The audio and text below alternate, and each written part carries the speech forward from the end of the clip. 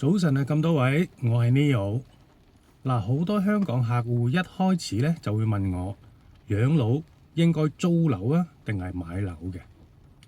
其實真正住咗幾年之後咧，大部分人都會發現，短住就適合租，長住咧就啱養老，更加適合買嘅。因為養老咧就唔係旅行，而係你未來10年、20年嘅生活安全感啊！點解呢？第一，租樓呢，你就係暫住嘅啫。今日租得舒服，唔代表3年後仲可以繼續住。好多長者最後最怕嘅唔係樓價，而係個屋主突然間唔租啦，或者租金一直加，周邊嘅配套變差咗，搬家呢又好麻煩嘅。尤其年紀慢慢大咗之後呢，人啊係會越嚟越依賴你熟悉嘅嗰個生活圈嘅。你習慣咗樓下嘅茶樓啦、診所啦、超市啊、鄰居啦，突然間要搬喎，其實好辛苦嘅。第二樣嘢，買樓呢，本質係鎖定你未來嘅生活。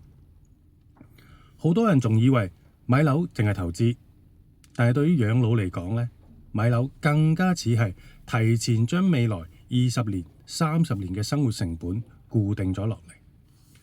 尤其依家大灣區好多城市生活成本低，醫療又越嚟越方便完善，高鐵往返、直通車往返、坐船往返都係話咁易嘅。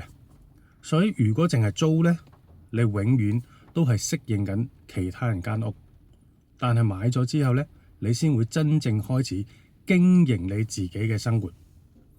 例如咧，裝修到你自己中意個樣啦，買翻啲大件嘅家私啦，靚嘅家私啦，係咪啊？建立自己嘅社交圈子，固定醫院同埋你嘅生活習慣，呢啲都係家帶俾你嘅安全感。第三樣嘢，養老咧就最怕不確定性。好多客戶退休之後先發覺，退休金咧其實唔可怕嘅。最可怕嘅係咩呢？每個月都有不確定嘅支出，租金就係其中之一啦。今日3000，過2年可能5000。但如果間屋係自己嘅，至少你住嗰個成本呢係穩定嘅。人老咗之後，穩定重要過任何嘢。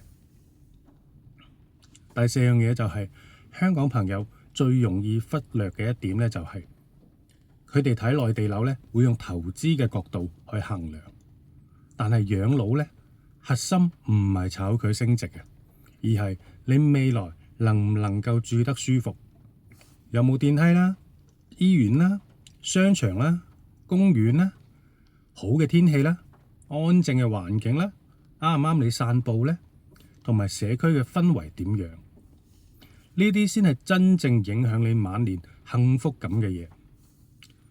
年輕嘅時候咧，買樓係為咗資產嘅，年紀大咗之後買樓咧，其實係為咗安心。租樓可以解決，有地方住，但係買樓先真正解決未來你住得穩唔穩。再傾過。